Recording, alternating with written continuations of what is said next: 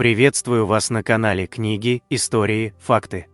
В этом видео я хочу рассказать 200 невероятных фактов, под которые легко уснуть. Прошу поставить лайк сейчас до просмотра видео, это очень важно для нас.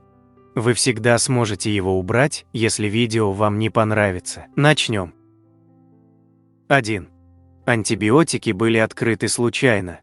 Александр Флеминг оставил пробирку с бактериями стафилококка без внимания на несколько дней.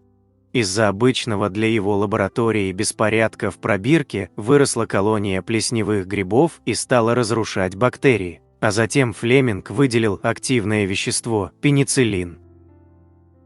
2. Ацтеки использовали в качестве денег бобы какао. Известны случаи подделки подобной денежной единицы, пустая оболочка заполнялась землей или глиной. 3. Большинство жителей Исландии не имеют привычной нам фамилии, а обозначаются по имени и отчеству. Например, Магнус Карлсон – это Магнус, сын Карла, а Анна Карлсдаттир – это Анна, дочь Карла. 4. В 1502 году высадившаяся на неизвестный берег экспедиция Колумба обратила внимание на местных индейцев, увешанных золотыми украшениями. Думая, что здесь находятся залежи золота, испанцы назвали свое открытие Коста-Рика, что в переводе означает «богатый берег». Впоследствии выяснилось, что Коста-Рика очень бедна полезными ископаемыми. 5. В XVI веке в Италии за прочтение ежедневного публичного листка с информацией платили одну мелкую монету – газету. Впоследствии название монеты перешло к самому листку. 6. В 1681 году набатный колокол Кремля был заключен в Никольско-Карельский монастырь за то, что своим звоном нарушил сон царя Федора Алексеевича. В 1591 году по приказу Бориса Годунова повредили Угличский колокол, сообщивший народу о гибели царевича Дмитрия. Затем его сослали в Тобольск. 7. В 1827 году правитель Алжира ударил французского посла мухобойкой по лицу во время жаркой дискуссии по поводу неуплаченных долгов. Это послужило поводом для французского вторжения в Алжир через 3 года и последующей более чем столетней оккупации. 8. В 1880 году управляющий ирландского имения Чарльз Байкот боролся с забастовкой рабочих против несправедливой арендной платы. В ответ общество подвергло его изоляции, соседи перестали с ним разговаривать, магазины отказывались обслуживать его, а в церкви люди не садились рядом и не разговаривали с ним. Такой метод сопротивления в большинстве языков мира сегодня называется бойкотированием. 9.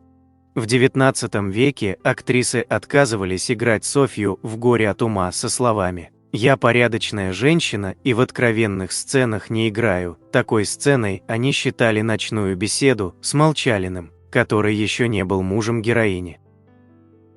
10. В 1910 году преступник, приговоренный к казни, крикнул в толпу «Пейте какао Ван Гуттена» в обмен на солидную сумму от производителя какао для наследников. Эта фраза попала во все газеты, и продажи резко увеличились. 11. В 1917 году НХЛ изменила правила, разрешив вратарям падать на лед при попытках остановить шайбу. До этого голкиперы получали за это малый штраф и дополнительный денежный штраф в $2. Подобные штрафы от 2 до 15 долларов в то время сопровождали и все другие предусмотренные правилами фолы. 12. В 1925 году Нобелевскую премию по литературе присудили Бернарду Шоу, который назвал это событие знаком благодарности за то облегчение, которое он доставил миру, ничего не напечатав в текущем году. 13. В 1938 году журнал Time назвал Адольфа Гитлера «Человеком года». Правда, это был единственный раз, когда фотография Человека года не была размещена на обложке журнала. 14. На Олимпийских играх 1948 года сборная Индии по футболу играла босиком, после чего ФИФА прямо запретила такой стиль. На чемпионат мира 1950 года Индия вышла автоматически после того, как все соперники по отборочной группе снялись с соревнований.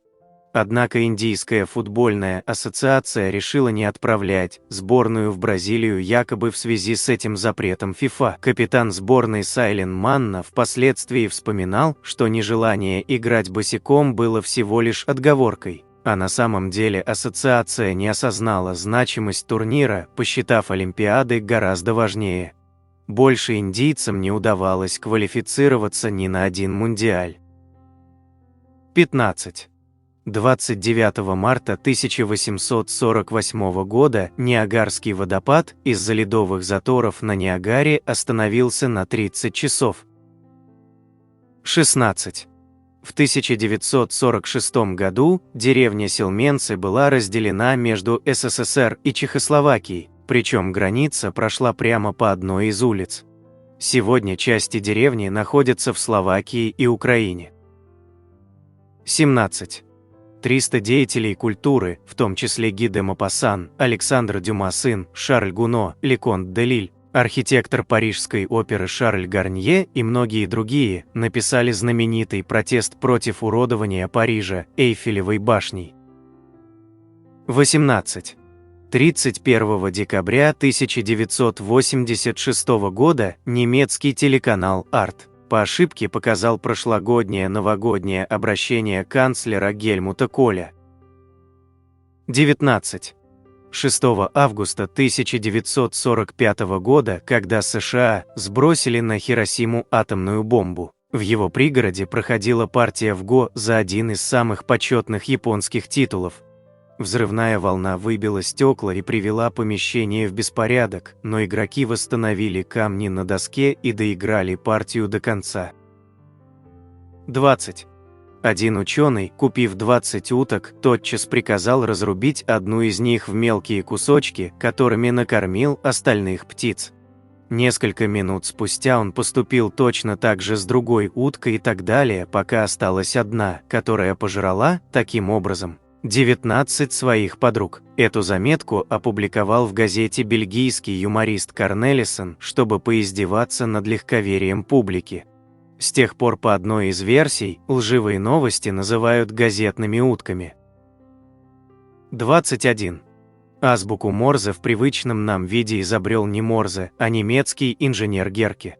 Оригинальная азбука Морзе была неудобной, хотя и использовалась на некоторых американских железных дорогах вплоть до 1960-х годов. 22. Александр Дюма один раз участвовал в дуэли, где участники тянули жребий, и проигравший должен был застрелиться. Жребий достался Дюма, который удалился в соседнюю комнату. Раздался выстрел, а потом Дюма вернулся к участникам со словами «Я стрелял, но промахнулся». 23. Американец Чарльз Гудьер случайно открыл рецепт изготовления резины, которая не размягчается в жару и не становится хрупкой на морозе. Он по ошибке нагрел смесь каучука и серы на кухонной плите, по другой версии оставил образец резины у печи. Этот процесс получил название вулканизация. 24. Во французском и многих других языках американские горки называют русскими горками, так как прототип этого аттракциона родился именно в России. Еще в 15 веке наши предки конструировали ледяные горки, укрепленные деревянными опорами. Что касается того, где впервые сани поставили на роликовые колеса, существуют две версии. Одни историки утверждают, что это случилось в садах Ораниенбаума по приказу Екатерины II, по мнению других. Первое их появление случилось в Париже в 1812 году. 25. Американский актер Винг Реймс, получив в 1998 году премию «Золотой глобус», тут же вызвал другого актера, Джека Леммона, из зрительного зала и вручил ему статуэтку как более достойному претенденту. 26. Грифы-индейки имеют очень острый нюх, особенно хорошо они чуют этантиол, газ, который выделяется при гниении трупов животных. Искусственно полученный этантиол добавляют в природный газ, который сам по себе не имеет запаха, чтобы мы могли почуять утечку газа из незакрытой конфорки. В малонаселенных районах США инженеры-обходчики иногда обнаруживают утечки на магистральных трубопроводах, именно по кружению над ними грифов-индеек, привлекаемых привычным им запахом. 27. Английский король Генрих VIII вместо изготовления серебряных шиллингов стал чеканить их из меди, покрывая затем серебром. Серебро быстро стиралось, особенно на самых выступающих частях, к которым относился и нос короля. Из-за этого король получил прозвище «Старый медный нос». 28. Фраза «элементарно», Ватсон, которую мы привыкли ассоциировать с Шерлоком Холмсом, ни разу не встречается в оригинальных книгах Артура Конан Дойла. Ее придумали в одной из театральных постановок по мотивам книг о Холмсе, откуда фраза перекочевала в фильмы. Вероятнее всего, источником фразы стал ответ детектива из одного слова «elementary» в рассказе «Горбун». Единственный случай произнесения данного слова Холмсом за всю библиографию. 29. Квентин Тарантино во многих своих проектах сотрудничает с Робертом Родригесом. За музыку к фильму «Убить Билла» Тарантино заплатил Родригесу $1. Тот не остался в долгу и заплатил Тарантино как приглашенному режиссеру в «Городе грехов» тоже $1. Но пообещал, что во второй части фильма все будет уже по-серьезному, и он заплатит Квентину $2. 30. 30 октября 1938 года в штате Нью-Джерси транслировалась радиопостановка по роману Герберта Уэллса «Война миров» в виде пародии на радиорепортаж с места событий. Из 6 миллионов человек, слушавших трансляцию, 1 миллион поверил в реальность происходящего. Возникла массовая паника, десятки тысяч людей бросали свои дома, особенно после призыва якобы президента Рузвельта сохранять спокойствие. Дороги были забиты беженцами. Телефонные линии были парализованы, тысячи людей сообщали о якобы увиденных кораблях марсиан. Впоследствии властям потребовалось 6 недель на то, чтобы убедить население в том, что нападение не происходило. 31. В 2006 году Макдоналдс изменил форму стаканчиков для мороженого Макфлури под давлением активистов по защите ежей. Дело в том, что ежи, слизывая остатки мороженого в выброшенных стаканчиках, иногда засовывали голову внутрь, а обратно высунуть не могли и умирали от голода. Отверстие в крышке стаканчика было уменьшено, чтобы ежи не смогли больше попасться в западню. 32. В американском городе Сан-Хосе расположен загадочный дом Винчестеров. Его построила наследница оружейного магната Сара Винчестер, чтобы избежать проклятия, висевшего над их родом за тысячи смертей, причиненных оружием покойного мужа. По задумке Сары, если дом навестят души убитых, они должны заблудиться и не найти ее. В доме множество дверей, открывающихся в стены или просто на улицу с верхних этажей. Здесь есть лестницы, упирающиеся в потолок, и окна, расположенные в полу. 33. Большинство купюр американских долларов имеют на себе следы одного запрещенного вещества. Однако это не означает, что все они использовались для его употребления. Его частички передаются с одной купюры на другую при их контакте в бумажниках. 34. Во время Второй мировой войны немецкие матросы пронесли на борт линкора «Бисмарк» кота. Линкор был затоплен британской эскадрой через 9 дней после выхода в море. Спаслись лишь 115 из 2200 членов экипажа. Кота подобрали английские моряки и взяли на борт эсминца «Казак», который через 5 месяцев был торпедирован немецкой подлодкой и затонул. Впоследствии кота, прозванного «Непотопляемый Сэм», перевели на авианосец «Арк Роял», который тоже затонул. Лишь после этого Сэма решили оставить на берегу, а сам он прожил до 1955 года. 35.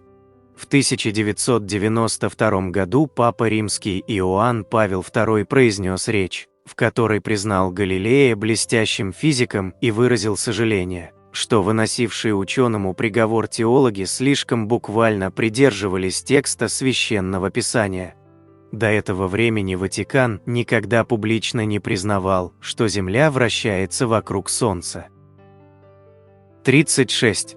В 1944 году младшему лейтенанту японской армии Анода Хиро был отдан приказ возглавить партизанский отряд на филиппинском острове Лубанг. Потеряв в боях своих солдат, Анода сумел уцелеть и скрылся в джунглях.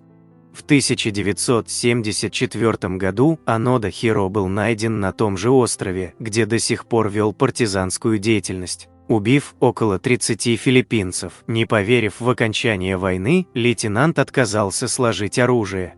И лишь когда на остров прибыл непосредственный командир Аноды и приказал сдаться, тот вышел из джунглей, признав поражение Японии. 37. Австриец Адам Райнер – единственный известный истории человек, который был и карликом, и великаном. В 21 год его рост был 118 сантиметров, но потом он по неизвестным причинам начал сильно расти и к 32 годам достиг отметки 218 сантиметров. Из-за этих нарушений он жил прикованным к кровати и умер в 1950 году в 51 год при росте 234 сантиметра. 38. Жуя сельдерей, человек тратит больше калорий, чем получает от его переваривания. 39. В «Бриллиантовой руке» было много моментов, к которым придралась советская цензура, две девушки легкого поведения. Сцена пьянства главного положительного героя, безалаберность таможенников и многое другое. Гайдай пошел на хитрость, приклеил в конце фильма ядерный взрыв и заявил комиссии Госкино, что они могут вырезать что угодно, кроме взрыва. Комиссия ответила наоборот: взрыв придется удалить, а остальное пусть остается как есть, чего режиссер и добивался. 40. Кубинский поэт Хулиан дель Касаль, стихи которого отличались глубоким пессимизмом, умер от смеха. Он ужинал с друзьями, один из которых рассказал анекдот. У поэта начался приступ неконтролируемого смеха, что вызвало расслоение аорты, кровотечение и скоропостижную смерть. 41. Существует европейская традиция, по которой 29 февраля, раз в 4 года, женщины могут самостоятельно делать предложения мужчинам. Этот обычай часто обосновывается средневековым законом, принятым не то в Англии, не то в Шотландии, согласно которому отказавший в этот день даме мужчина должен был выплатить ей штраф, хотя документальных свидетельств такого закона не имеется. 42. Французский писатель и юморист Альфонс Алле за четверть века до Казимира Малевича написал картину под названием «Битва негров в пещере». Глубокой ночью, черное полотно с почти квадратными пропорциями. Также он почти на 70 лет предвосхитил минималистическую музыкальную пьесу «Из одной тишины» 4:33 Джона Кейджа своим аналогичным произведением «Траурный марш для похорон великого глухого». 43. История знает немало случаев, когда с помощью инженерных решений здания перемещались на другое место целиком. Множество московских домов поменяли расположение в 1930-х годах для расширения магистральных улиц. При этом зачастую жильцы не только не выселялись на время переезда, но и продолжали пользоваться всеми удобствами. Самым масштабным проектом такого рода стал подъем Чикаго в середине XIX века, когда власти расположенного в болотистой местности города для борьбы с грязью и антисанитарией решили проложить канализацию. Уровень улиц в центральной части города был поднят в среднем на 1,5 метра. А вместе с этим подняты или перемещены десятки зданий. В большинстве случаев работа организаций и магазинов не останавливалась, а многие их посетители даже не знали об инженерных работах. 44. Во время Второй мировой войны разминировать объекты саперам активно помогали дрессированные собаки. Одна из них по кличке Джульбарс обнаружила при разминировании участков в европейских странах в последний год войны более 7000 мин и более 150 снарядов. Незадолго до Парада Победы в Москве 24 июня Джульбарс получил ранение и не мог пройти в составе школы военных собак. Тогда Сталин приказал нести пса по Красной площади на своем кителе. 45. Когда Маяковский ввел в употребление свою знаменитую стихотворную лесенку, коллеги-поэты обвиняли его в жульничестве, ведь поэтам тогда платили за количество строк, и Маяковский получал в 2-3 раза больше за стихи аналогичной длины. 46. Отпечатки пальцев коалы неотличимы от отпечатков пальца человека даже под электронным микроскопом. 47. Древнегреческие девушки легкого поведения рекламировались с помощью специальных набоек на каблуках своих сандалий, оставляющих на земле призыв «Следуй за мной». 48. Путь между немецкими городами Киссинг и Веддинг занимает чуть больше 5 часов. 49. Знаменитую фразу Хрущева «Я вам покажу Кузькину мать» на Ассамблее ООН перевели буквально «Кузма-смазер». Смысл фразы был совершенно непонятен, и от этого угроза приобрела совершенно зловещий характер. Впоследствии выражение «Кузькина мать» использовалось также для обозначения атомных бомб СССР. 50. 6 августа 1945 года японский инженер Цутому Ямагути был среди тех, кто находился в Хиросиме во время атомной бомбардировки города. Проведя ночь в бомбоубежище, на следующий день он вернулся в свой родной город Нагасаки и подвергся воздействию второго атомного взрыва. Ямагути до начала 2010 года оставался последним живым человеком, официально признанным жертвой сразу двух упомянутых бомбардировок, осуществленных Америкой. 51. Мальчиками для битья в Англии и других европейских странах XV-XVIII веков называли мальчиков, которые воспитывались вместе с принцами и получали телесное наказание за провинности принца. Эффективность такого метода была не хуже непосредственной порки виновника, так как принц не имел возможности играть с другими детьми, кроме мальчика, с которым у него устанавливалась сильная эмоциональная связь. 52. Турецкие сладости лукум в Румынии известны как рахат, оба слова являются сокращениями от арабского рахат-лукум. Это слово имеет в румынском языке и второе значение – фекалии. Данная трансформация стала частью общей тенденции, когда большинство заимствованных в XVII и XVIII веках румынами турецких слов стали бранными или приобрели презрительный оттенок. 53. Последняя морская битва во Второй мировой войне для американцев оказалась весьма необычной. Уже после объявления Японией о своей капитуляции частям китайско-американской разведывательной организации был дан приказ прибыть в Шанхай для дальнейшей отправки домой. Двое лейтенантов решили добраться до Шанхая по морю, наняв китайские джонки с экипажами. Но 20 августа 1945 года встретились с другим парусным судном, на котором оказались японцы, первыми открывшие огонь. Американцы ответили из пулеметов, а затем сблизились с врагом, чтобы обстрелять его из базуки. В конечном счете японцы были взяты на абордаж, 43 человека погибло, 39 взяты в плен. 54. Некоторое время назад писсуары мужских туалетов амстердамского аэропорта Схипхол были снабжены наклейками мух.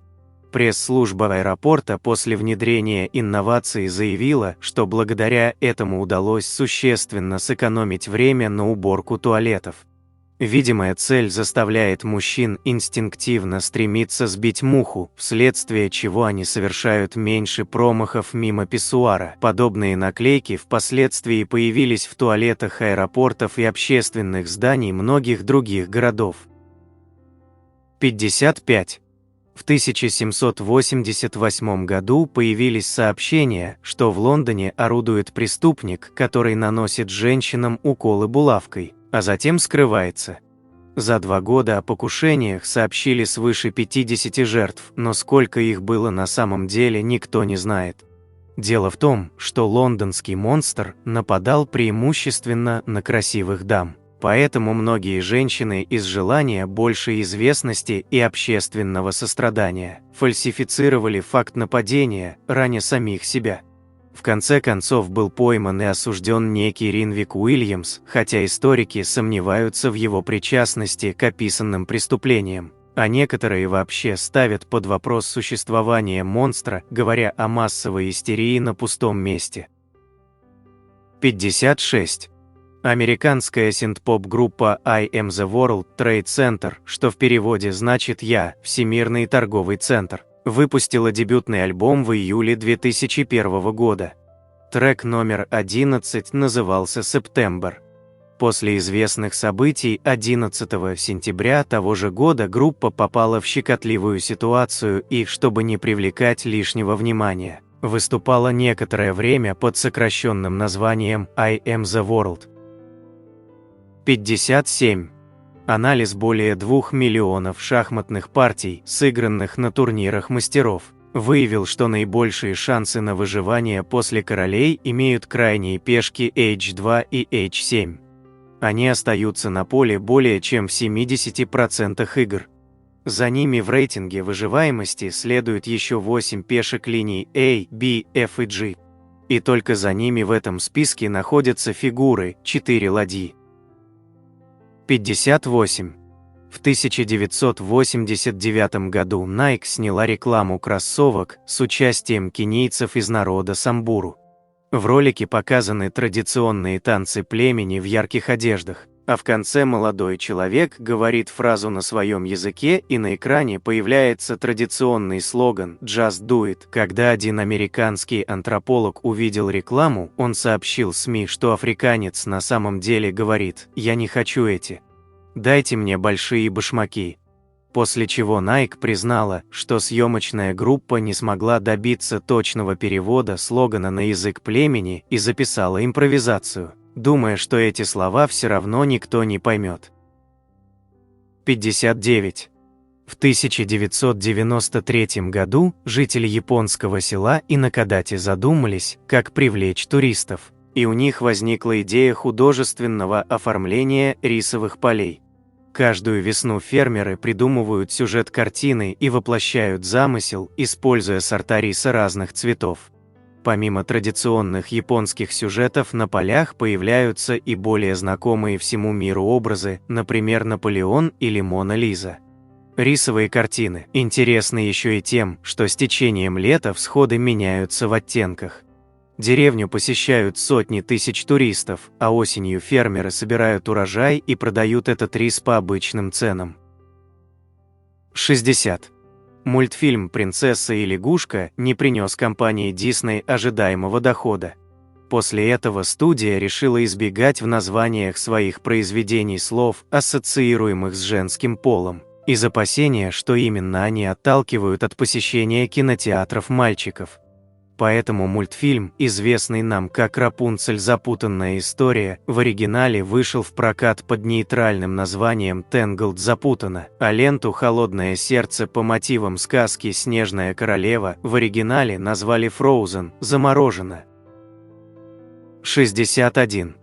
Знаменитый иллюзионист Гарри Гудини исполнял множество смертельно опасных трюков, но умер из-за совершенной нелепости. Однажды он отдыхал после шоу, когда в его гримерку вошли посетители, один из которых спросил, действительно ли удары в живот не могут причинить Гудини никакого вреда. Тот разрешил проверить, но быстро остановил атакующего, сказав, что не ожидал таких сильных и внезапных ударов и не успел как следует приготовиться. Вскоре у Гудини начались сильные боли, и спустя несколько дней он скончался от перитонита, возникшего вследствие острого аппендицита. Хотя иллюзионист не сразу согласился на операцию и даже успел дать еще несколько представлений. 62. В Британском музее экспонируется кубок Ликурга, древнеримский сосуд из стекла с фигурным узором, датируемый IV веком. Он способен менять цвет в зависимости от освещения. Если светить сзади, сосуд становится красным, если спереди – зеленым. Этот эффект обусловлен наличием в стекле наночастиц золота и серебра. И ученым не ясно, как именно древние умельцы смогли получить такое изделие. Возможно, в одной из мастерских произошло случайное загрязнение стекла золотой и серебряной пылью. И стекольщики, скорее всего, не контролировали технологический процесс и не понимали причин смены цветов. 63. В 1999 году американка Джоан Мюррей, увлекавшаяся парашютным спортом, совершала очередной прыжок с высоты 4,4 километра. Ее основной парашют не сработал, а запасной раскрылся очень поздно и не особо затормозил падение. Так получилось, что Джоан приземлилась на муравейник огненных муравьев и осталась жива. Врачи полагают, что более 200 их укусов вызвали чрезмерный приток адреналина, который заставил биться сердце женщины. Перенеся кому и многочисленные операции, Джоан впоследствии вернулась в парашютизм. 64. Королевство Бутан получило полную независимость от Великобритании в 1949 году, но до 1962 года не имело собственной почты. Когда она появилась, американский бизнесмен Берт Тотт, ставший советником короля и во многом способствовавший модернизации этого государства, предложил сделать ставку на почтовые марки. Бутан первым в мире выпустил множество необычных марок, стереоскопических, с запахом, на стальной фольге, марок-барельефов и даже марок-грампластинок. Они печатались в количестве, гораздо превышающем внутренние нужды, и предназначались для коллекционеров по всему миру, у которых и пользовались заслуженной популярностью. В 1970-х годах продажа марок была самым большим источником доходов Бутана. 65. Президентом Международной шахматной федерации ФИДЕ являлся некоторое время Кирсан Илюмжинов, бывший главой Республики Калмыкия. По его мнению, шахматы были изобретены инопланетянами и подарены жителям Земли. Также Илюмжинов неоднократно заявлял, что в 1997 году пришельцы похищали его на 2 дня на свой корабль. 66. Большую часть соли в Древнем Китае добывали из морской воды. Однако в удаленных от моря районах уже во II веке китайцы придумали технологию бурения скважин на глубину в несколько сот метров к подземным бассейнам с солевым раствором. В качестве бура использовались связки из стеблей бамбука с прикрепленным к концу железным сверлом, а поднимали раствор по трубам из того же бамбука с помощью системы кожаных клапанов. По этим же трубам извлекали попадавшийся природный газ, который затем сжигали для испарения воды из раствора. Позже газ научились доставлять по бамбуковым трубам к жилищам для их обогрева. 67. Миграция по воздуху присуща не только птицам, но и некоторым видам бабочек, самым известным примером которых является Данаида монарх. Наиболее изучена миграция у особей, обитающих в Канаде и на севере США. Они перелетают на многие тысячи километров для зимовки в Южные Штаты и Мексику. А обратно возвращаются уже их потомки во 2-м, 3-м или 4-м поколениях. 68. Фильм «Побег из Шоушенка» уже много лет возглавляет самый известный интернет-рейтинг IMDb Top 250. Однако лента не получила ни одной награды самых престижных кинопремий «Оскар», «Золотой глобус» и премии гильдии киноактеров США. Дело в том, что 1994 год был очень богат на удачные фильмы. И награды достались таким картинам, как «Форест Гамп» и «Криминальное чтиво». 69. Отчество Ильич в творительном падеже правильно писать с буквой «О» перед «М». Однако в советское время для данного правила в печати существовало негласное исключение. Отчество Ленина склоняли не иначе, как с буквой «Ё» перед «М». Такое написание встречается в одном из писем Крупской. Возможно, именно отсюда пошла данная традиция. Больше ни на кого, даже на Брежнева в годы его нахождения у власти, исключение не распространялось. 70. Знаменитые лондонские красные телефонные будки используются прохожими все реже и реже. Один из проектов, как снова сделать их функциональными, называется Solar Box. Будку красят в зеленый цвет, а на крышу устанавливают солнечную панель. И за счет вырабатываемой ею энергии любой желающий может подзарядить свое мобильное устройство. Обслуживание таких будок окупается за счет показываемой внутри них рекламы. 71. Лоси и олени нередко становятся жертвами автомобилей, особенно в зимнее ночное время, когда из-за скользкой дороги водитель не успевает затормозить перед вышедшим из леса животным. В одной только Финляндии каждый год на трассах погибает 4000 северных оленей. Для уменьшения этого числа с недавних пор оленеводы стали опрыскивать рога своих животных спреем, который при засыхании становится светоотражающим покрытием. 72. В конце XVIII века европейские врачи убедились в том, что прививание коровьей оспы обеспечивает человеку иммунитет от более тяжелой натуральной оспы, которая ежегодно уносила более миллиона жизней. Вскоре вакцину захотели переправить в Новый Свет, однако в то время не было холодильников. В 1803 году стартовала экспедиция под руководством испанского доктора Франсиско Хавьера де Бальмиса. Он использовал 22 мальчиков-сирот в возрасте от 8 до 10 лет в качестве живой цепочки. Примерно каждые 10 дней из созревших на их руках пузырьков забиралась лимфа и прививалась следующим мальчикам. Таким образом, вакцина была доставлена в Мексику, страны Центральной и Южной Америки, а затем с помощью новой партии мальчиков в Филиппины и Китай. 73. В 1995 году студия DMA Design разрабатывала гоночную игру Race and Chase, в которой игрок мог выбрать роль преступника или полицейского и выполнять различные миссии, перемещаясь как на машине, так и пешком. Процесс создания был тяжелым, и тестеры не чувствовали вовлеченность в игру.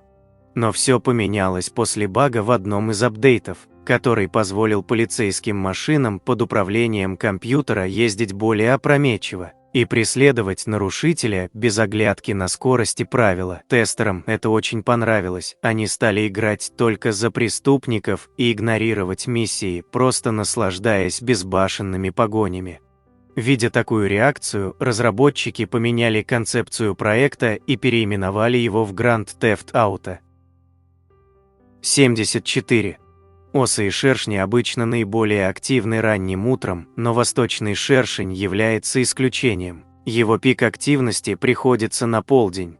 Ученые изучали его строение, пытаясь понять, как это насекомое может использовать дневной свет. Оказалось, что внешняя текстура коричневых и желтых полос их панцирей, а также содержащиеся в них пигменты, способствуют эффективному поглощению солнечной энергии. Более того, между внешним и внутренним слоями желтой полосы существует разность потенциалов, увеличивающаяся при воздействии света. То есть можно предположить способность восточного шершня к преобразованию солнечной энергии в электричество. Как именно оно используется телом насекомого, пока не ясно, или напрямую увеличивает мышечную активность, или запасается днем и тратится на метаболические процессы в темное время суток. 75. Единственный актер «Властелина колец», встречавшийся с Толкином, это сэр Кристофер Ли. Причем Толкин дал ему благословение на роль Гэндальфа, которая Ли не досталась. В итоге он получил роль антагониста Сарумана. 76. В некоторых регионах Японии популярным снеком являются кленовые листья во фритюре. Листья собирают, затем выдерживают примерно год в бочонках с солью, а после этого покрывают особым сладким тестом и обжаривают в масле. Производители снека уверяют, что самым подходящим занятием при поедании кленовых листьев является любование осенними красками японской природы. 77. Примерно 60% ливанцев мусульмане, а 40% христиане, причем и те, и другие еще делятся на множество направлений. Чтобы обеспечить возможность доступа к власти всем религиозным группам, в Ливане принят особый политический строй, так называемый конфессионализм. Президентом страны обязательно должен быть христианин, маронит, премьер-министром, мусульманин-суннит, спикером парламента, мусульманин-шиит. Христиане и мусульмане должны быть поровну представлены как в правительстве, так и в парламенте, ассамблее. От каждого направления в ассамблее присутствует строго оговоренное число депутатов. Например, для прихожан Армянской апостольской церкви зарезервировано 20 мест. 78. Городок Чиапас на юге Мексики населен народом цацили, относящимся к группе народов майя. Их религия является причудливой смесью католицизма и старинных индейских верований. Медицина здесь слабо развита, поэтому излечение болезней обычно доверяют шаману, проводящему обряд прямо в церкви. Он включает в себя ритуальные заклинания перед множеством свечей, распитие шаманом и больным определенного напитка пошей лишения жизни курицы. С середины прошлого века в ритуальный набор входят еще и бутылки с кока-колой, которая в сочетании с пошем вызывает более сильную отрыжку, что по заявлениям религиозных лидеров свидетельствует об изгнании из тела злых духов. 79. Обновление компьютерной программы, устраняющее выявленные ошибки, называется патчем, что в переводе с английского буквально означает «заплатка». Этот термин возник, когда основным носителем информации в компьютерных системах были еще перфокарты и перфоленты, бумажные катушки с пробитыми в нужных местах дырками, которые считывались и преобразовывались в машинный код. Разработчик программы рассылал пользователям исправленный участок перфоленты, а те самостоятельно вырезали ошибочный фрагмент и вклеивали патч. 80. Отцом японской промышленной революции считается Сакичи Тойода, который изобрел автоматический ткацкий станок и основал компанию Toyota Automatic Loom Works. В 1933 году под руководством его сына Кейтиро Тойоды было начато производство автомобилей. Сначала они продавались под маркой Toyota, но затем было решено поменять предпоследний звук. Для записи слова Toyota японской азбукой нужно 8 движений кисти вместо 10 для слова Toyota, а число 8 традиционно считается счастливым в восточно-азиатских странах. Еще одним аргументом в пользу переименования было дистанцирование от ассоциаций с сельским хозяйством, так как буквальное значение Toyota – урожайные рисовые поля. 81. Во времена великих географических открытий на карты было нанесено большое количество островов и рифов, существование которых впоследствии не было подтверждено. Самым знаменитым примером является остров Табор, он же риф Мария Тереза, который якобы находится в южной части Тихого океана. На нем оказываются герои романов Жюля Верна «Дети капитана Гранта» и «Таинственный остров». И сам писатель был искренне убежден в реальности острова. Уже в середине 20 века его поиски не увенчались успехом, однако риф продолжает изображаться на некоторых современных картах. Есть несколько причин появления островов-призраков. Моряки принимают за сушу айсберги, миражи, а также плавучие образования из вулканической пемзы, которые могут обзавестись растительностью и гнездовьями птиц. 82. Издатели географических карт иногда помещают на них выдуманные города или другие объекты, которые служат так называемыми копирайтными ловушками, то есть могут быть доказательством воровства карт другими компаниями. В 1920-х годах одной из таких ловушек стало местечко Аглоя в штате Нью-Йорк, появившееся на картах от General Drafting Company. Однако уже через 5 лет виртуальный объект стал реальным, так как здесь построили рыбацкий домик, который так и назвали Аглоя. Впоследствии этот факт помог издательству Рэнд Макнелли выиграть иск о нарушении авторских прав от General Drafting. После того, как домик пришел в негодность, Аглоя долгое время сохранялась в различных путеводителях и даже присутствовала в Google Maps. 83. Объединенная зона безопасности – это участок в пограничной зоне между двумя Кореями, где проходят все переговоры и действуют строгие ограничения на число вооруженных людей с обеих сторон. 18 августа 1976 года американцы и южнокорейцы решили обрубить ветки тополя, которые загораживали летом обзор между контрольным и наблюдательным пунктами. Вскоре после начала операции появились северокорейские солдаты и потребовали прекратить работу, так как это дерево якобы посадил и вырастил лично Ким Ир Сен.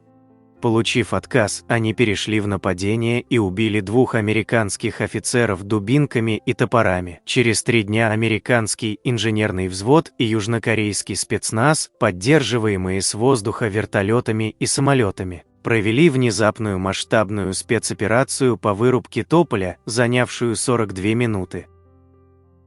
84. В 1926 году в уже отделившейся от Китая, но еще не вошедшей в состав СССР, Тувинской Народной Республике утвердили государственный герб. Он во многом походил на гербы советских республик. Главной отличительной деталью было то, что вместо молота в композиции с серпом были изображены грабли. Возможно потому, что Тува в то время была исключительно аграрной страной. 85.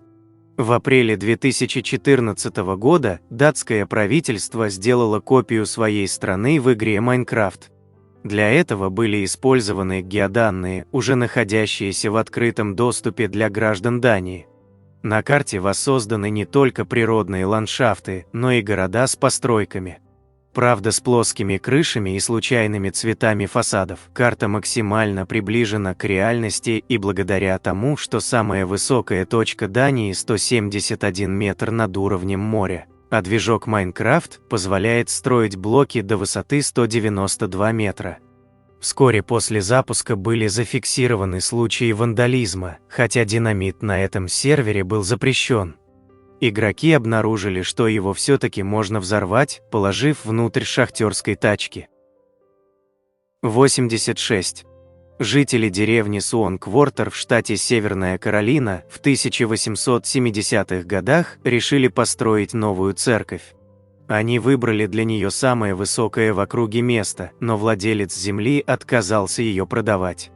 Церковь начали строить на другом участке, и работы были близки к завершению, когда случились сильный ураган и наводнение. Здание было сорвано со свай и перенесено водным потоком точно к желанному прихожанами месту, где и причалило. Через несколько лет они все-таки сумели выкупить землю под церковью у собственника. 87. Возведенный в ранг подвига поступок Павлика Морозова вызвал волну новых доносов на своих родственников от детей по всей стране. Одним из таких, так сказать, героев стал чукотский мальчик по имени Етергин. Узнав, что часть оленеводов их поселка собираются уходить со стадом на Аляску, Етергин захотел сообщить об этом большевикам. Мальчика подкараулили и поместили в яму, но тот сумел выбраться и выжить. Когда Етергина принимали в пионеры, вместе с галстуком ему решили дать и новое имя с фамилией – Павлик Морозов. 88. Внутрикожную туберкулиновую пробу или реакцию Манту можно мочить. Миф о недопустимости этого родом из 70-х годов, когда для исследования на заражение туберкулезом ставили не манту, а накожную пробу перке, при которой кожу царапали специальным инструментом. Однако, если попадание воды на манту не страшно, на нее нельзя воздействовать физически. Например, тереть мочалкой или заклеивать пластырем. 89. Продюсер Дэвид Меррик в 1961 году выпустил на Бродвее мюзикл «Метро для спящих». Представление получило не самые лестные отзывы, что сподвигло Меррика на хитроумный рекламный трюк. Он нашел в Нью-Йорке полных тёзок 7 самых влиятельных театральных критиков – Ховарда Таубмана, Уолтера Керра и других. Пригласил на мюзикл и купил у них разрешение на использование фото. Затем Меррик подал в газеты объявление, в котором были имена, так сказать, критиков. Эти фото и отзывы типа «одна из лучших музыкальных комедий за последние 30 лет» или «великолепный мюзикл». Мне понравилось. Хотя рекламу опубликовали только в одном выпуске Нью-Йорк Геральд Трибьюн. Ее эффекта хватило на продолжение показов в течение еще 6 месяцев. 90. В дворцово-парковом ансамбле Петергофа насчитывается 176 фонтанов, которые работают без единого насоса. Вода поступает в них самотеком по специально сооруженным каналам из родников Ропшинских высот. 91. Работы Дали и Кандинского вдохновили республиканцев на создание особых пыточных камер для пленных франкистов во время гражданской войны в Испании. В них были кровати с поверхностью под углом 20 градусов, пол с хаотично приделанными кирпичами. На стенах висели картины от представителей абстракционизма и сюрреализма. Пытки включали также просмотр фильма Бунюэля «Андалузский пес». 92. Когда автомобили только начинали колесить по дорогам, самой большой проблемой и опасностью для водителей были гвозди и другой металлический мусор, легко прокалывающий шины. Его основным источником были отвалившиеся подковы лошадей. Для сбора металла долгое время использовали специальные машины, снаряженные большими электромагнитами, пока проблема с лошадьми не решилась сама собой. 93. У канадца Терри Фокса в 19 лет диагностировали рак кости и ампутировали ногу выше колена. Тогда он задумал проект для помощи всем больным раком «Марафон надежды», намереваясь пересечь всю страну и собрать хотя бы по $1 с каждого канадца. После 3 лет тренировок Терри с протезом стартовал от Атлантического океана и пробегал в среднем по 42 километра в день. Однако после 143 дней бега и преодоленных 5373 километров, он остановился, так как его болезнь прогрессировала и вскоре умер. Не добежав до Тихого океана, Терри достиг другой цели. Его компания привлекла более $24 миллионов пожертвований, а население Канады тогда составляло как раз 24 миллиона человек. 94. По оценке Управления Верховного комиссара ООН по делам беженцев, в мире насчитывается свыше 12 миллионов людей, не имеющих никакого гражданства или подданства. 95. С появлением звукового кино устоялся стандарт на скорость съемки и воспроизведения фильмов 24 кадра в секунду. Однако в эру немого кино единого стандарта не существовало, и ленты записывались на камеру со скоростью от 12 до 26 кадров. Именно поэтому при воспроизведении на современном оборудовании большинство немых фильмов проигрываются в ускоренном темпе. 96. Когда больному пересаживают почку другого человека, его собственные почки в большинстве случаев не удаляют. Третью почку обычно размещают в подвздошной ямке, иногда в забрюшинном пространстве выше. 97. В Глазго есть конная статуя герцога Веллингтона, на голову которого горожане постоянно надевают дорожные конусы. В 2013 году муниципальные власти заявили о том, что работы по снятию конусов обходятся бюджету в 10 тысяч фунтов ежегодно, и обнародовали планы по реставрации памятника, включающие увеличение вдвое высоты постамента. Однако развернувшаяся полемика и петиции с лозунгами «Сохраните конус» вынудили власти отозвать свои намерения. 98. В В Великобритании и Ирландии существует множество независимых объединений, которые обобщенно называются Blood Bikes. В них участвуют владеющие мотоциклами волонтеры, помогающие больницам в экстренной транспортировке донорской крови, органов для пересадки и других вещей, необходимых для спасения жизней. 99. Во многих источниках утверждается, что Эрнё Рубик изготовил свой кубик, чтобы помочь своим студентам в Академии искусств и ремесел лучше понять трехмерные объекты. Сам Рубик опровергал эту информацию, говоря, что просто увлекался различными пространственными задачами и хотел придумать способ, как заставить части одного объекта двигаться без разваливания всей конструкции, только собрав прототип из деревянных кубиков, добившись их взаимного скрепления и перемешав цвета. Рубик понял, что восстановление исходного вида куба само по себе очень увлекательное занятие. Интересно, что конструктор в первый раз решал эту задачу более месяца, а сегодня победители мировых чемпионатов собирают кубик за считанные секунды. 100. Российская пресса и официальные лица часто приписывают бывшему госсекретарю США Мадлен Олбрайт слова о том, что единоличное обладание Россией Сибирью и ее огромными природными ресурсами несправедливо. Однако ни в одном документальном источнике подобные высказывания Олбрайт не были обнаружены. Самое раннее упоминание об этой так называемой цитате встречается в интервью Никиты Михалкова в 2005 году. Годом позже один генерал-майор запаса Федеральной службы охраны РФ заявил, что они занимались прослушиванием мыслей западных политиков.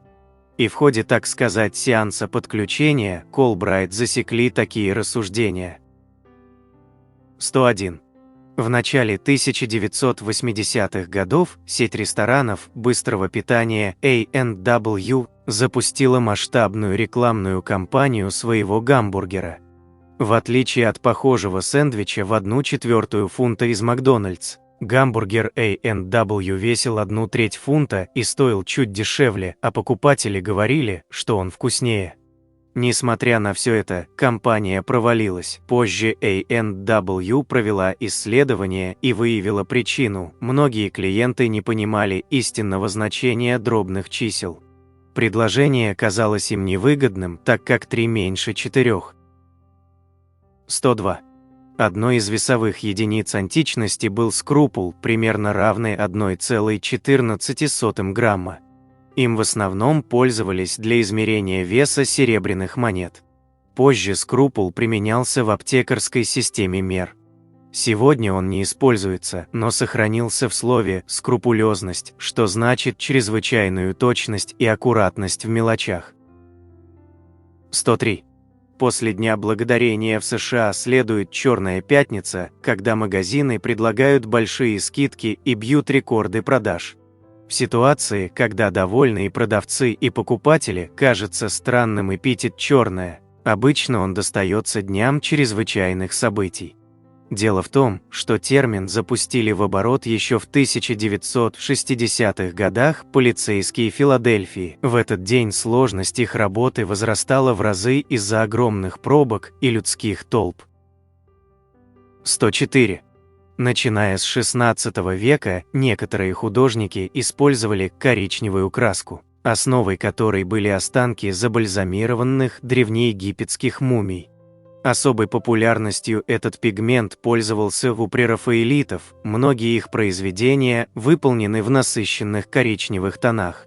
Спрос на краску породил и предложение от мошенников, которые создавали подделки и выдавали за подлинные мумии. 105. На тропических островах Индийского и Тихого океанов обитают пальмовые воры, раки, рацион которых состоит в основном из фруктов. Особенно они любят кокосы. Раки предпочитают искать уже упавшие и треснувшие плоды, но могут и сами расколоть твердую скорлупу сильными клешнями. А иногда для этой цели пальмовый вор может залезть вместе с кокосом на дерево и еще раз бросить его на землю. 106. При охоте летучая мышь сканирует пространство вокруг себя сериями ультразвуковых криков, а при обнаружении жертвы издает еще более быструю серию криков для точного определения ее местоположения. В этот самый момент другая мышь, конкурент, может произвести специальный звук, названный учеными SYN-FM. Он накладывается на крик первой мыши, отчего та в большинстве случаев промахивается мимо жертвы. 107. Складка кожи между носом и верхней губой называется губной желобок или, по-латински, фильтрум. Именно в этом месте соединяются части лица человека в ходе развития эмбриона на 2-3 месяце беременности. 108. Для озвучки динозавров в фильме «Парк юрского периода» Гэри Райтстром записал и смикшировал множество естественных звуков реальных животных. По его признанию, звук общения велоцирапторов друг с другом базируется на криках, придающихся утехам черепах. 109. Однажды Финиас Тейлор Барнум, крупнейший американский шоумен XIX века, решил, что посетители его американского музея в Нью-Йорке слишком долго разглядывают экспозиции. Он приказал развесить указатели с надписями «This way to the egress», что переводится как «это путь к выходу». Соль была в том, что слово «egress» довольно редкое, гораздо чаще выход обозначается как «exit». Большинство посетителей думали, что эти таблички ведут к самой интересной выставке, но, следуя по ним, оказывались на улице. 110. С 1943 по 1946 годы болгарским царем был Симеон II, хотя ввиду его малого возраста страной правил Регенский совет. После коммунистического переворота его семья эмигрировала в Египет, а затем в Испанию. Спустя десятилетия Симеон вернулся в Болгарию, сформировал партию и выиграл с ней парламентские выборы, став премьер-министром республики в 2001-2005 годах. Причем во время нахождения у власти Симеон добился реституции собственности царской семьи, экспроприированной коммунистами, и стал крупным землевладельцем. 111. Время в каждом часовом поясе обозначается относительно всемирного координированного времени UTC, например, UTC плюс 4:00.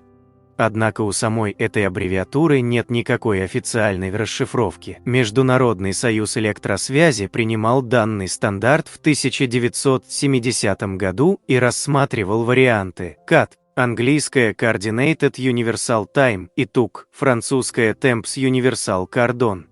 Не признав ни один из них подходящим, решили остановиться на нейтральном варианте UTC. 112. Борцы сумо, несмотря на большой вес и габариты, подолгу отрабатывают растяжку. Каждый профессиональный суматори должен уметь садиться на шпагат. 113. Братья Люмьер считаются изобретателями кино, так как демонстрация их фильмов в подвале Гран-кафе на парижском бульваре Капуцинок в 1895 году стала первой коммерчески успешной. Однако сконструированный ими кинематограф не был первым киносъемочным аппаратом. Еще за 7 лет до него Луи Пренс снял на кинокамеру фильм «Сцена в саду Раундхей» длительностью 1,66 секунды, но не получил патент, так как внезапно исчез. Уильяму Фрис-Грину получить патент удалось, но затем он был аннулирован из-за финансовой несостоятельности изобретателя. В лаборатории Эдисона в 1891 году создали и запатентовали кинетограф, который был хорош с технической точки зрения, но демонстрировал фильмы только одному зрителю через окуляр и в итоге проиграл кинематографу, проецировавшему ленты на экран для нескольких человек. 114. Существует онлайн-головоломка Foldit, где задачей игрока является оптимальный фолдинг белка, то есть сворачивание полипептидной цепи в пространственную структуру. Игроки выполняют задания не только для набора очков. Лучшие варианты анализируются биологами и зачастую становятся решением реальных научных проблем. Например, в 2011 году благодаря проекту за 10 дней удалось расшифровать структуру вируса. вызывающего одно тяжелое заболевание у обезьян, хотя ученые не могли сделать это на протяжении 15 лет. 115. Несколько веков назад проживающий в Южной Африке народ Нама использовал особо смышленых павианов в качестве пастухов-коз. К работе они относились очень ответственно, не давали животным отбиться от стада и своевременно предупреждали об опасности, завидев хищников. Иногда павиан выбирал самую большую козу и ехал на ней верхом. Такую практику переняли и некоторые европейские фермеры, обосновавшиеся на этих землях. Последний описанный в печати случай работы самки павиана по имени Алла на ферме в Намибии относится к 1961 году. 116. Казино Монте-Карло работает только для иностранцев, запрещая посещать игровые залы гражданам Монако. Такое решение было принято еще в середине XIX века, когда игровую индустрию здесь только планировали развивать. В качестве компенсации монегаски освобождены от уплаты подоходного налога. Схожий запрет посещения казино для собственных граждан действует и на Багамских островах. 117. Антропоморфным символом батареек Duracell по всему миру является розовый кролик, и только в США похожий кролик рекламирует Energizer. Так случилось потому, что Duracell забыл вовремя продлить действие торговой марки, описывающей данный символ, чем Energizer не преминул воспользоваться. 118. Леонардо да Винчи получил разрешение на диссекцию умерших и составил подробные рисунки с описаниями многих человеческих органов. Просматривая их, британский кардиохирург Фрэнсис Уэллс переосмыслил метод оперирования митрального клапана сердца, который предотвращает обратный кровоток в левое предсердие. Традиционно при нарушении нормального функционирования клапана хирурги уменьшали его диаметр. Однако это ограничивало в дальнейшем максимальный ток крови. Уэллс же, вдохновленный работами Леонардо, придумал новые протезы, лишенные таких недостатков, и успешно прооперировал свыше 2000 пациентов. 119. Главной темой романа 451 градус по Фаренгейту. Большинство читателей считают подавление индивидуальности через правительственную цензуру. Однако сам Рэй Брэдбери заявляет, что такое восприятие неверно. Основной посыл автора заключается в опасности телевидения, которое уничтожает интерес к чтению литературы, заменяя его развлечениями, а глубокие знания – поверхностными фактоидами. 120. Джеймс Маккартни, английский музыкант, мультиинструменталист, сын Пола и Линды Маккартни. Он и принимал участие в записи некоторых альбомов родителей и выпустил несколько своих сольных дисков. Сам он признавался, что научиться играть на гитаре в детстве его вдохновил не отец, а главный герой фильма «Назад в будущее» Марти Макфлай. 121. Накануне президентских выборов в США в 1996 году Нью-Йорк Таймс опубликовала кроссворд. В его центре по горизонтали было два слова с общим заданием. Lead story in tomorrow's newspaper – главная тема завтрашней газеты.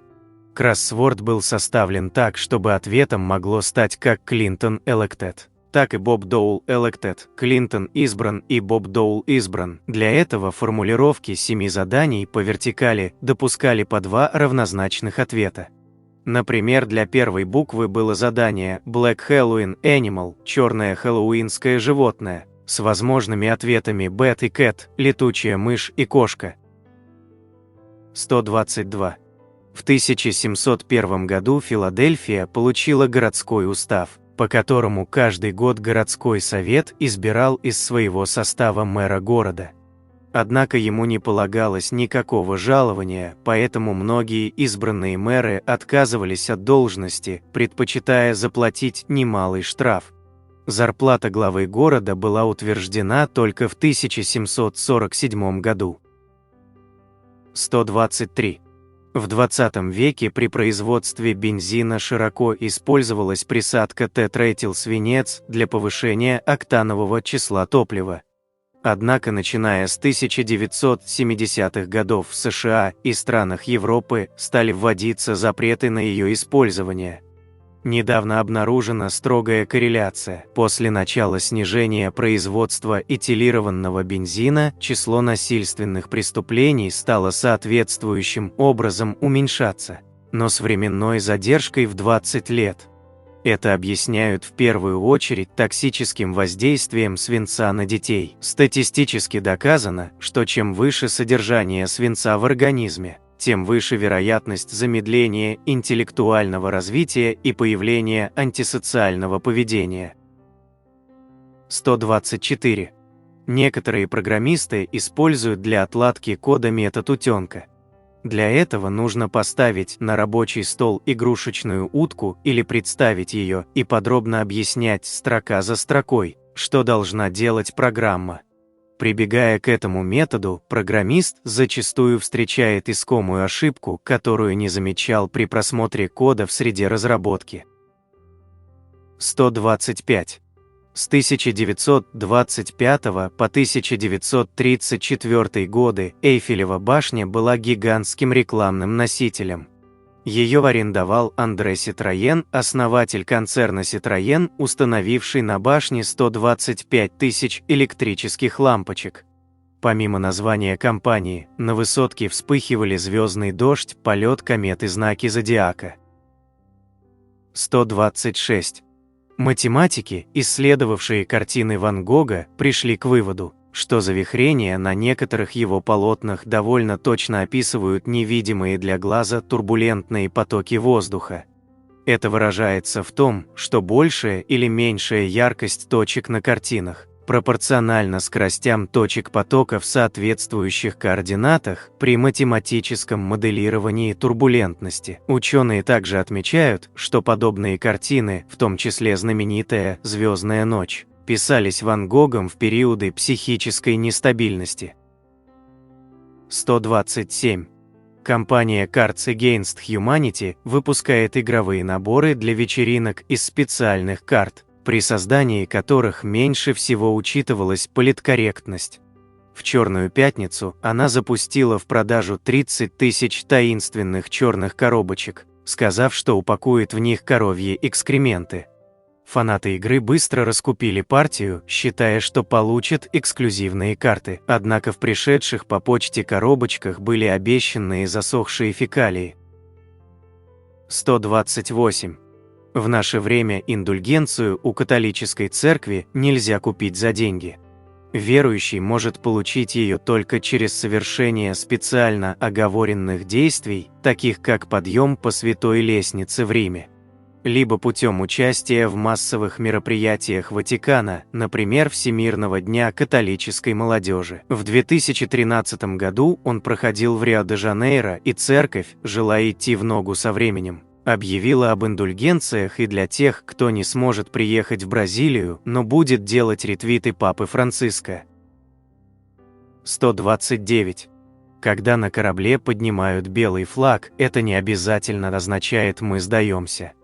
Данным знаком капитан говорит, что хочет начать переговоры, и с этого момента противник, согласно международным конвенциям, должен прекратить сражение и вступить в эти переговоры. А вот для демонстрации безоговорочной капитуляции на корабле просто спускают все знамена. 130. Пирамида Кукулькана – одно из немногих архитектурных сооружений, сохранившихся в древнем городе майя Чичен-Ица. Если встать прямо напротив главной лестницы пирамиды и хлопнуть в ладоши, можно услышать в ответ чирикающее эхо, очень похожее на звук кицалей, птиц, почитаемых индейцами Мезоамерики. 131. На заре создания НАТО Советский Союз предложил рассмотреть вопрос о его участии в Альянсе, однако эта инициатива была отвергнута. Вскоре после этого под эгидой СССР был создан противоборствующий блок «Организация Варшавского договора». 132. Бактерия Tersicosis phoenicis была обнаружена в 2013 году в помещениях, где меньше всего ее ожидали найти – стерильных комнатах НАСА и Европейского космического агентства.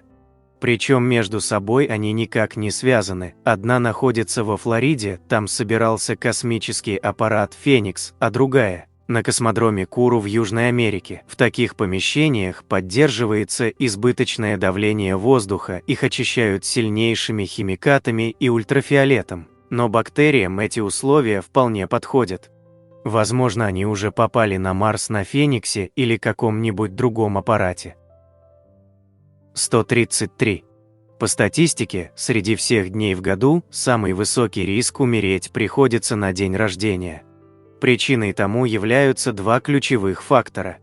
Во-первых, безрадостный праздник усиливает имеющуюся депрессию, поэтому возрастает вероятность того, что человек решается на непоправимое. И наоборот, в день рождения часто происходят несчастные случаи, вызванные нерациональным поведением на вечеринках из-за употребления различных напитков.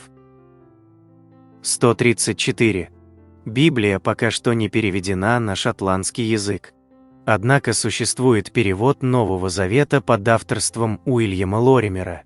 Он примечателен тем, что речь сатаны передана обычным английским языком. 135. Когда Сараево в 1990-х годах находилось под осадой, в городе то и дело разрывались снаряды. Но воронки на асфальте в местах, где от снарядов погибли люди, заливались не новым асфальтом, а красной смолой. Поэтому даже спустя много лет после окончания войны можно видеть шрамы от нее, прозванные сараевскими розами, хотя с каждым годом их число уменьшается. 136. Броненосцы, ленивцы и муравьеды объединены в надотряд неполнозубых. Существует множество наблюдений, описывающих плохое зрение этих животных. Например, дерущиеся самцы ленивцев могут пытаться боднуть соперника, находясь в метре от него. Выяснилось, что у неполнозубых не функционирует должным образом ген, отвечающий за формирование колбочек в глазах, поэтому они видят мир черно-белым и очень плохо ориентируются при ярком свете. Ученые выдвинули гипотезу о том, что неполнозубые произошли от общего предка, ведущего подземный образ жизни и утратившего колбочки за отсутствием необходимости. 137. В первой версии культовой игры «Цивилизация» Сида Мейера многие игроки удивлялись агрессивности лидера индийцев Ганди, ведь он, наоборот, должен быть образцом миролюбивости.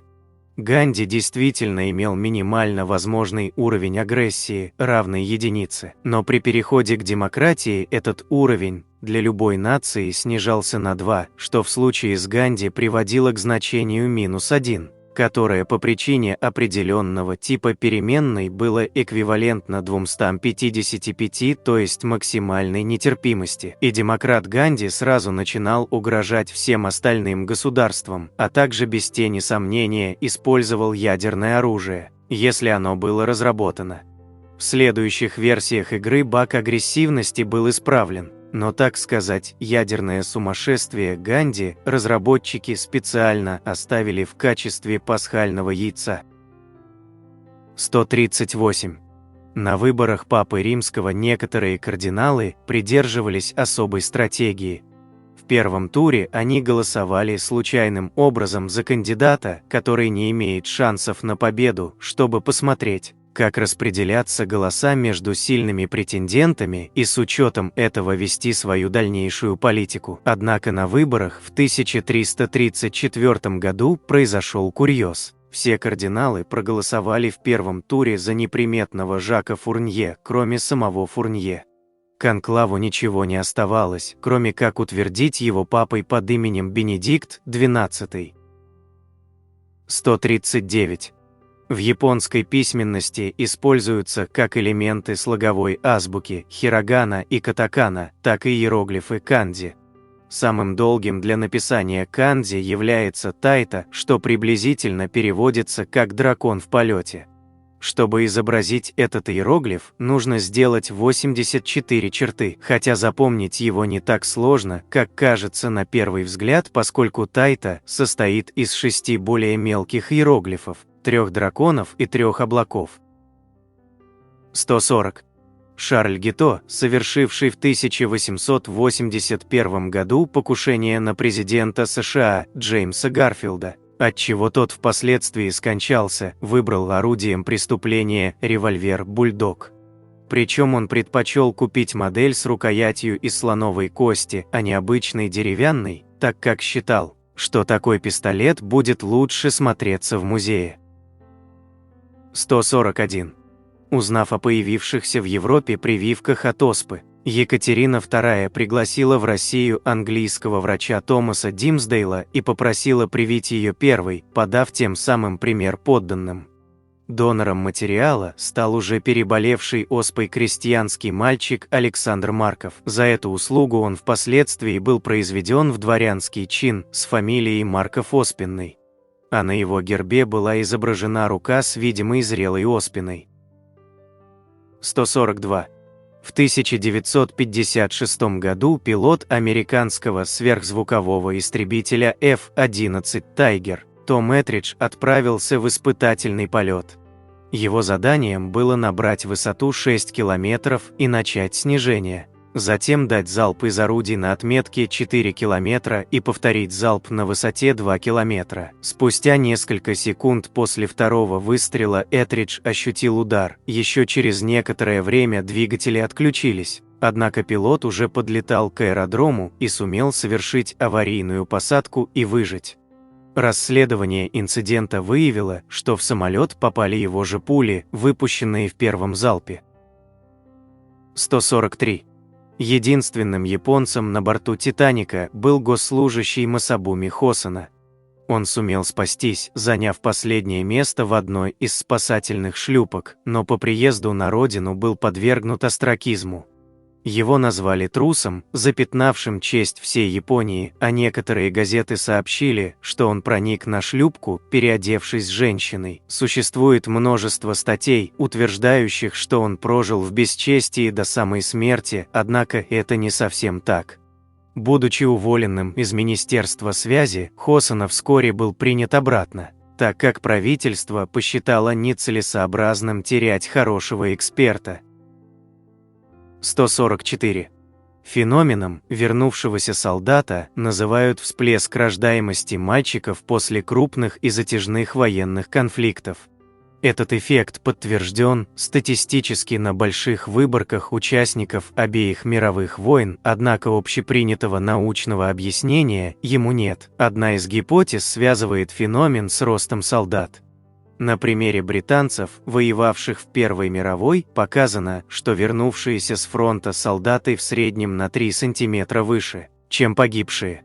В свою очередь, у высоких родителей выявлена большая вероятность рождения мальчика, поэтому лучшая выживаемость высоких отцов и объясняет вышеописанный гендерный сдвиг. 145.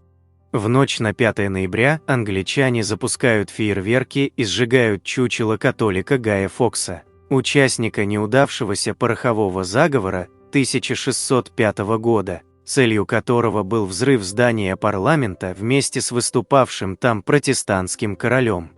Однако в том же 17 веке, когда традиции праздника еще только формировались, обычно вымещали злобу на образах Папы Римского и дьявола. 146. Морские выдры держатся за лапы, когда спят, чтобы их не унесло течением. 147. Белки сажают тысячи новых деревьев каждый год, просто забывая, где они спрятали свои желуди. 148. Во время игры со щенком-самкой щенок-самец часто дает выиграть своей сопернице, даже если он имеет физическое преимущество. 149. У коров есть лучшие друзья, с которыми они проводят большую часть времени. 150. Пингвины делают предложение своей избраннице, преподнося камешек гальки.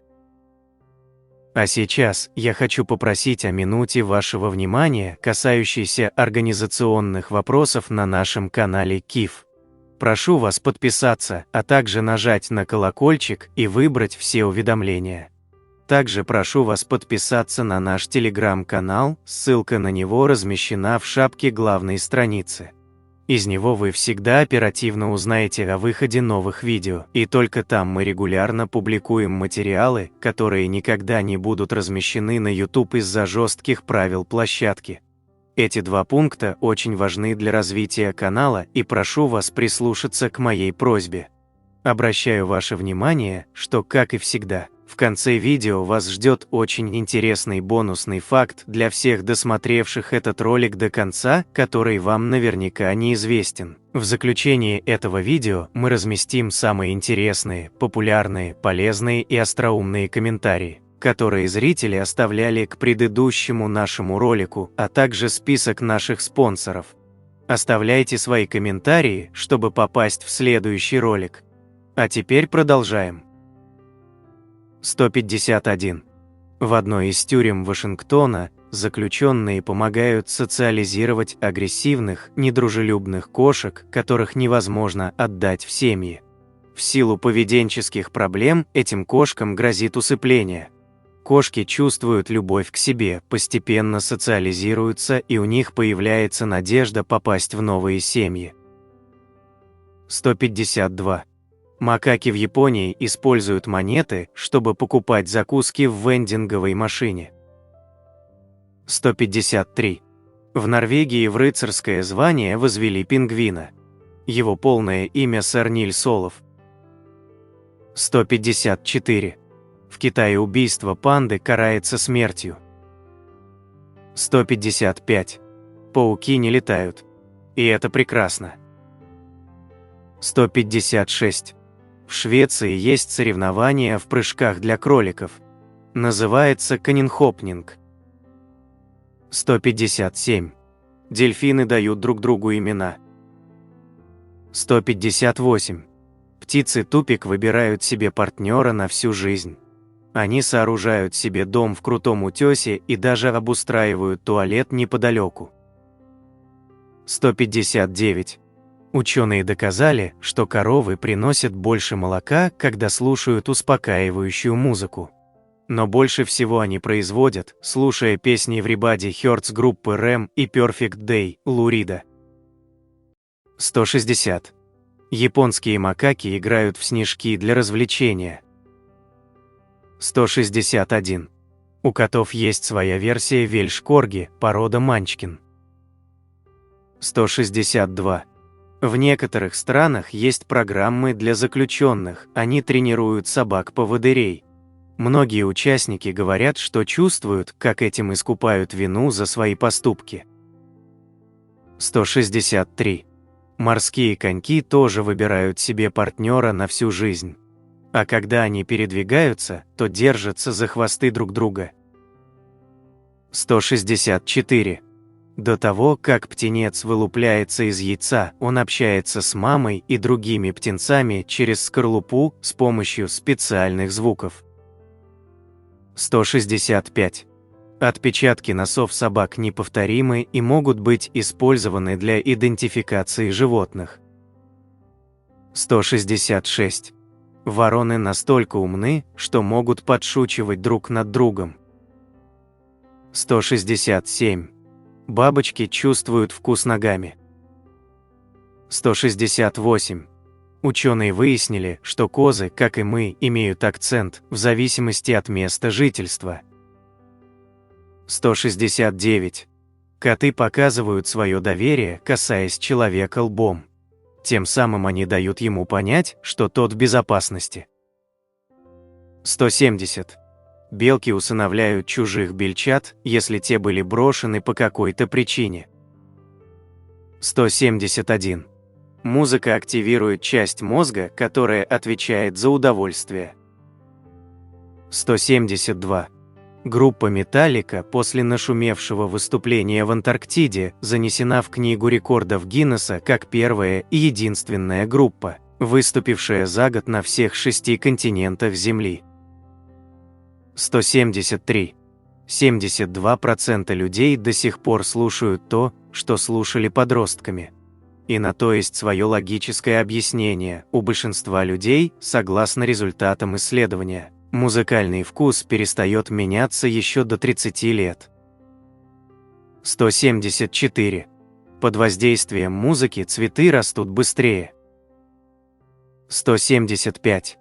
Слушая громкую музыку, человек может выпить больше горячительного за короткий промежуток времени. 176. 98% мужчин считают, что прослушивание музыки помогает им оставаться в здравом рассудке. И это не фигура речи, по заверениям психологов. Музыка действительно поддерживает психическое здоровье и помогает справляться с рядом расстройств, включая шизофрению. Существует даже такое явление, как музыкальная терапия, и ее широко применяют при лечении психозов, эпилепсии и даже ожирения. 177. Треть мужчин выходят с концерта со звоном в ушах. И как бы ты ни был доволен, это плохой знак. Звон в ушах – прямой признак вреда, нанесенного нервным окончанием в твоем внутреннем ухе. В следующий раз подумай о берушах.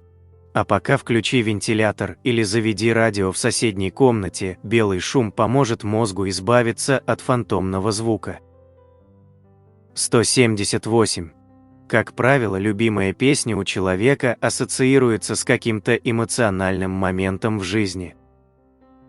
179. 3 из 5 слушают музыку каждый день. Ключевое слово «слушают», слышим мы музыку, сами того не желая, постоянно, телевизор, радио, попса от соседей. Музыка едва ли останавливается в течение всего дня. 180. 22% мужчин отказывались от свидания с женщиной, предпочитающей принципиально иную музыку. 181.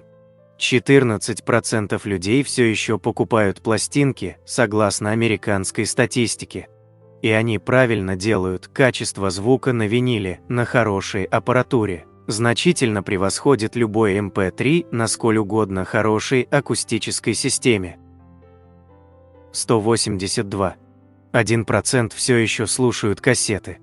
Тоже в Штатах, у нас, судя по обилию отечественных машин со старыми магнитолами, этот процент куда выше. 183. 2 из 11 говорят, что прослушивание музыки на работе не повышает их продуктивности и удовольствия от работы. Вот из-за этих 2 и страдают остальные 9, а как быть? 184. 2 часа 58 минут – среднее время прослушивания музыки в день у среднестатистического человека. 185. В переводе с латинского «цирк» означает «круглый». Еще в XVIII веке англичанин Филипп Астли высчитал, что оптимальный диаметр цирковой арены 42 фута, то есть 13 метров. Именно при таком диаметре спина лошади, бегущей по арене, будет иметь постоянный угол наклона. А какой же цирк без конных трюков? С тех пор прошло немало лет, но размер арены остается неизменным. 186. Кстати, Филипп Астли считается и основателем жанра клоунады. Он нанимал людей, совершенно не умеющих управлять лошадью. Естественно, такой человек падал, вызывая смех зрителей. Чаще всего удавалось уговорить на такую роль человека в нетрезвом состоянии. Вот поэтому у клоуна красный нос. 187. Клоуны – народ суеверный. Например, они считают, что грызть семечки – плохая примета. Могут упасть кассовые сборы или, как говорят сами клоуны, зрителей повыщелукиваешь. А вот число 13 у цирковых артистов считается счастливым, недаром диаметр арены равен 13 метрам. Московский цирк на Цветном бульваре разместился в доме номер 13, а в его партере 13 рядов. 188. В 1833 году американский дрессировщик Исаак ван Амбург, выступая в Лондоне, исполнил отчаянный трюк – положил голову в пасть льва. Королева Виктория пришла в восторг, после чего посетила представление еще 5 раз. 189. В 1972 году медвежий цирк Валентина Филатова гастролировал по ФРГ. Медведица по кличке Девочка так лихо гоняла по арене на мотоцикле, что власти города Штутгарт выдали ей водительское удостоверение. 190. В цирке есть должность, название которой даже выговорить сложно – шприхшталмейстер. Это работник, отвечающий за ход представления. В советском цирке должность называлась инспектор манежа. А произошло название этой должности от 3 немецких слов «говорить», «конюшня» и «хозяин». 191. Леонид Ильич Брежнев был большим любителем цирка. В московском цирке был подземный гараж для автомобиля Брежнева, а в правительственную ложу Генсек поднимался с помощью специального лифта. 192. Защитники животных заявляют, что дрессировка в цирке – настоящее издевательство над зверями. И нередко подают иски в суд. Несколько лет назад американский цирк Ringling Brothers выплатил огромный штраф – $270 тысяч за жестокое обращение с питомцами. Инспекторы из Министерства сельского хозяйства доказали, что животных заставляли выходить на арену даже больными, и содержались они в неподобающих условиях. 15 июля 1959 года на экраны вышел фильм «Некоторые любят погорячее» с Мэрилин Монро в главной роли. В советском прокате фильм назывался «В джазе только девушки» и был невероятно популярен. В завершении этого видео мы хотим рассказать несколько интересных фактов о съемках и прокате этого фильма. 193. Первоначально фильм планировалось снять в цвете, но после нескольких экранных тестов от этой идеи отказались, из-за слишком заметного зеленого оттенка вокруг тяжелой косметики Кертиса и Лимона в образах Джозефины и Дафны. 194. Зато с какой легкостью они вошли в образ Дафны и Джозефины. Однажды прямо в костюмах джазисток актеры отправились в соседний кинопавильон, зашли в дамскую комнату и, спокойно усевшись перед зеркалом, начали красить губы. Проходившие мимо танцовщицы, ни на секунду не заподозрив что-то неладное, даже поинтересовались, где девочки снимаются. 195. Мэрилин Монро была бесподобна. На экране, но не во время съемок. Из-за нее Кертису пришлось на протяжении 42 дублей надкусывать ножку цыпленка, ибо звезда не могла правильно сыграть сцену. Из-за этого же 47 дублей мальчики стояли на высоких каблуках, обливаясь потом под шелковыми чулками и накладными бюстами. 196. Многочасовые опоздания на площадку, нежелание выходить из гримерки, ей простят все, а режиссер скажет. Как актриса с острым чувством комического диалога она была просто гениальна. 197. Мэрилин Монро была беременна во время съемок, в результате выглядела заметно толще, чем обычно. Для производства фотоматериалов о фильме использовались тела дублерш, которым впоследствии монтировали голову Монро. 198. На одном из предварительных просмотров в сцене, когда Джек Лемон объявляет о своей помолвке, аудитория смеялась так сильно, что несколько строк диалога невозможно было разобрать. Впоследствии сцену пересняли с более продолжительными паузами и с добавлением игры на маракасах. 199. Оригинальное название фильма «Некоторые любят погорячее», цитата из детской песенки «Горячая овсянка с горохом». Полная цитата: «Кто-то любит погорячее, кто-то холодную, кто-то 9-дневную в горшочке, some like it hot, some like it cold, some like it in the pot, 9 days old». Фраза также используется в одном из диалогов, когда на замечание Джуниора, что тот предпочитает классику горячему джазу, героиня Мэрилин Монро возражает: «Некоторые любят погорячее». 200. Рабочее название картины было «Не сегодня, Джозефина». На этом я бы хотел закончить это видео с 200 невероятными фактами, под которые легко уснуть. Ну и уже по традиции, для всех досмотревших этот ролик до конца, предлагаю узнать бонусный факт. В этот раз бонусных фактов у нас будет несколько, и все они будут касаться фильма «В джазе только девушки». Многие диалоги Мэрилин могла прочесть только глядя на текст. Например, в сцене прощального телефонного разговора Монро с Кёртисом видно, как ее глаза бегают по строчкам. В сцене, где Дафна танцует танго с Филдингом, и тот говорит «ты опять ведешь», на самом деле ведет как раз Филдинг, а Дафна находится в позиции дамы, партнер левой рукой держит правую руку партнерши, его правая рука на ее талии, а ее левая рука у него на плече. Это заметно также и по парам, танцующим на заднем плане в правильной позиции. Так что после замечания Филдинга они встают как раз в неправильную позицию.